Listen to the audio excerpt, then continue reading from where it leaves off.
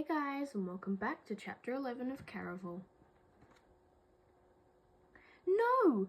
Scarlet tried to pry the door back open, but a plump woman in a stocking cap was already placing a heavy lock through the bolt. You can't do that! Scarlet hesitated.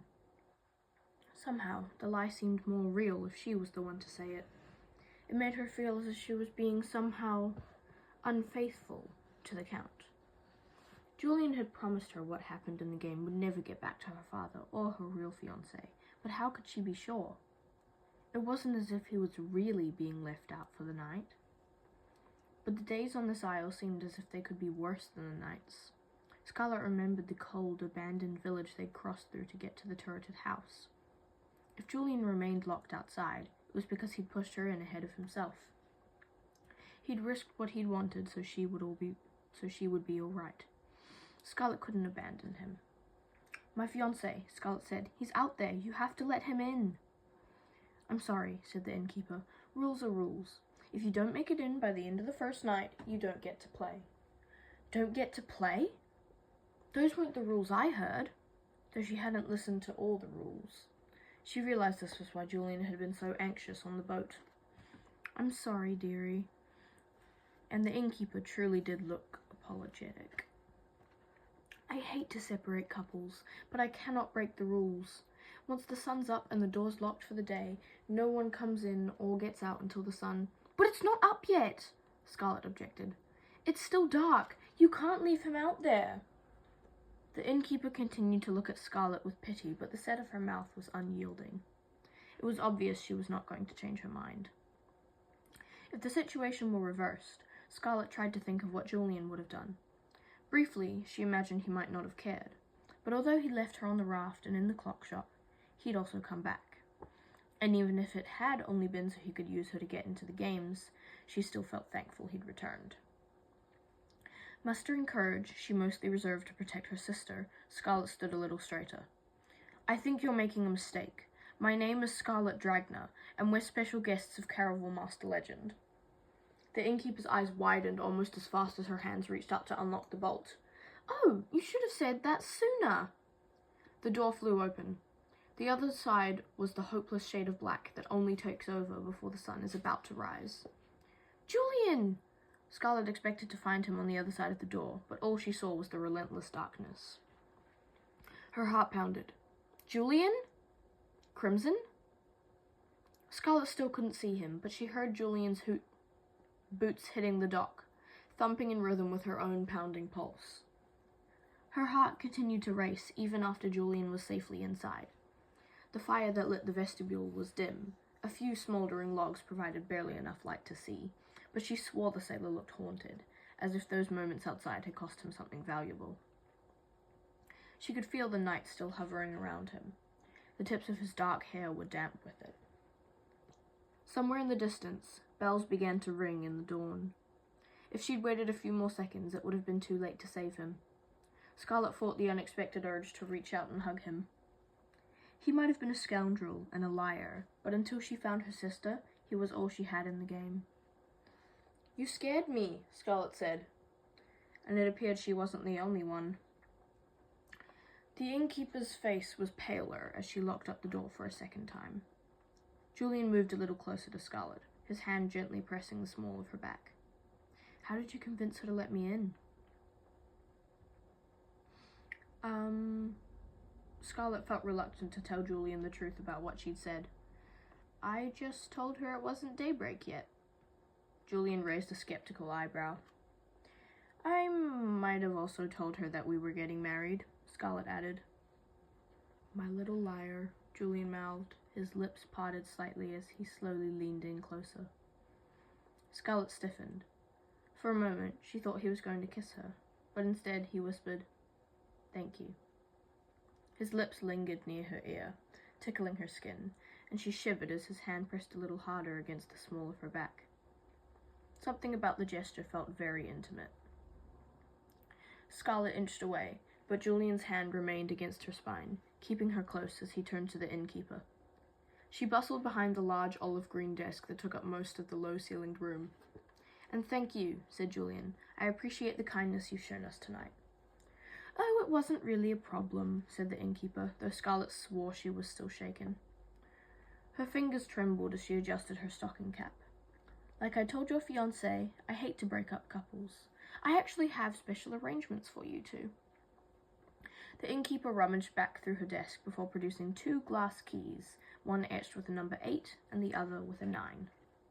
Easy to find, just go up the stairs to your left. She winked as she handed them the keys.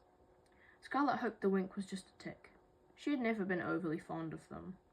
Her father liked to wink, usually after he'd done something nasty. Scarlet didn't imagine this plump innkeeper had done anything nefarious to their rooms, but the little glass keys paired with the odd little gesture left Scarlet with an icy blue nervous hum. It was probably just in her head, she told herself. Maybe the keys were part of the game as well. Perhaps they unlocked something other than rooms 8 and 9, and that was what she'd meant by special arrangements. Or perchance they just had a rather good view of the canals. The innkeeper explained that each hall had a water closet and a tub room for washing. To your right is the Glass Tavern, closes 1 hour after sunrise, opens 1 hour after sunset. Inside the bar room, jade light fell from emerald chandeliers, hanging over tables of glass that clinked with goblets in the crush of dull chatter. It smelled of stale beer and staler conversation. It was about to close for the day. Only a handful of patrons remained, all of them with different colorings and features, which made it seem like they'd come from across all the continents. None of them had curly blonde hair.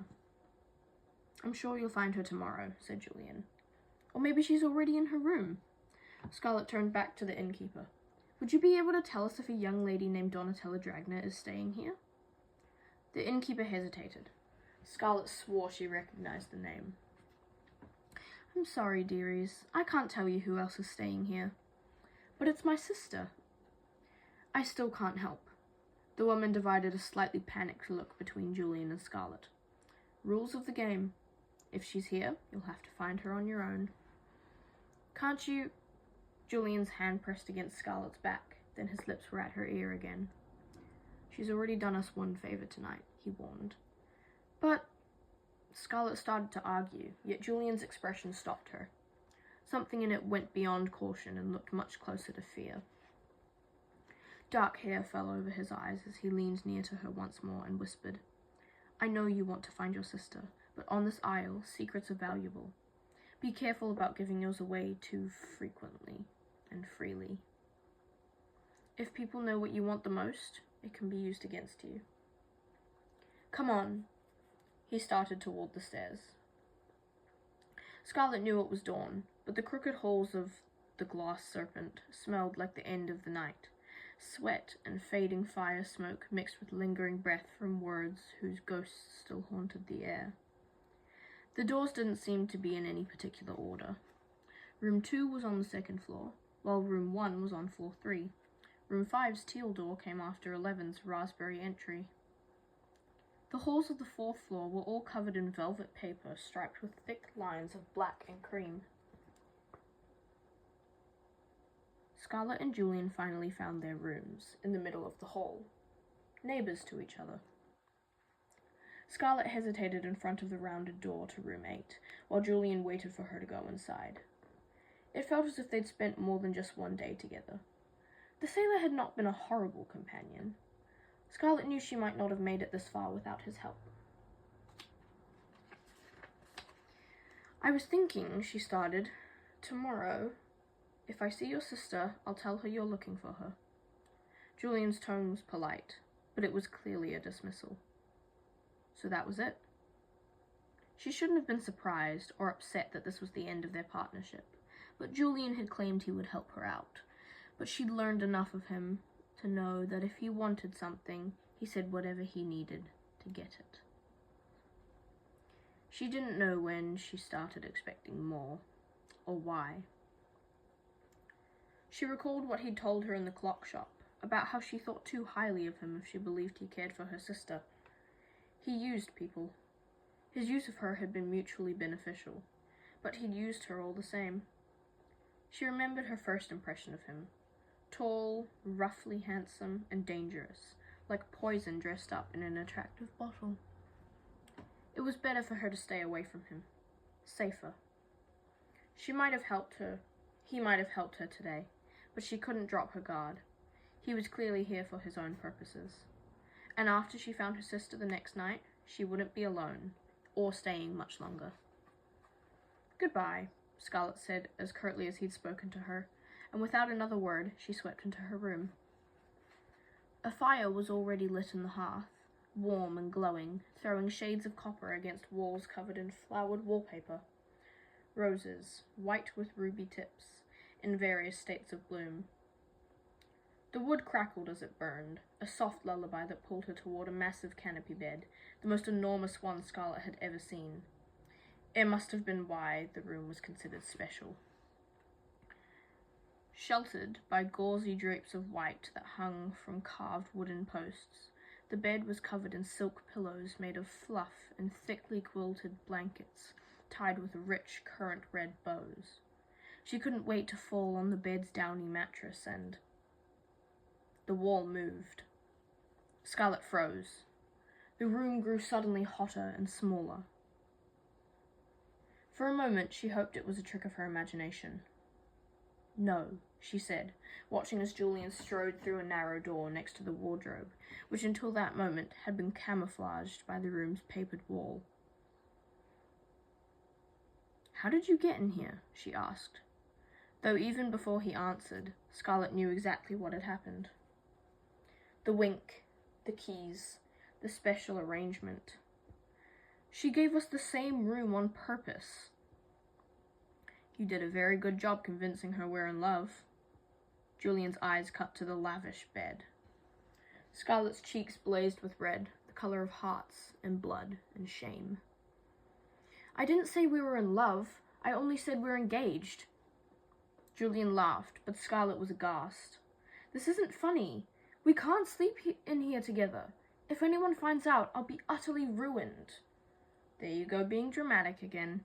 You think everything is going to destroy your life." "But if anyone found out, it would destroy her engagement to the Count. You met my father. If he ever discovered No one will find out. I imagine that's why there are 2 doors with different numbers." Julian crossed over to the enormous bed and threw himself on top of it. "You can't sleep on that bed," Scarlet protested. "Why not? It's very comfortable."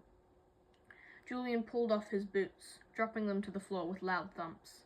Then he took off his waistcoat and went for the buttons of his shirt. "What are you doing?" Scarlet said. "You can't do that." "Listen, Crimson." Julian stopped unbuttoning his shirt. "I told you I won't touch you, and I promise to keep my word. But I'm not sleeping on the floor or on that tiny lounge just because you're a girl. This bed is big enough for the both of us." "You really think I'd get in bed with you? Are you mad?" A ridiculous question, because clearly he was. He continued to unbutton his shirt, and she was certain he did so only because he knew it made her uncomfortable. Or maybe he just liked showing off. Scarlet got another glimpse of his smooth muscles as she pivoted for the door. "I'm going back down to see if she has another room." "And what if she doesn't?" Julian called. "Then I'll sleep in the hall." A gentleman would have protested, but Julian was not a gentleman. Something soft hit the floor. Most likely his shirt. Scarlet reached for the glass doorknob. "Hold on." A square lined with gold landed at her feet. An envelope. Her name written across the front in an elegant script. "Found that on the bed. I'm imagining it's your first clue."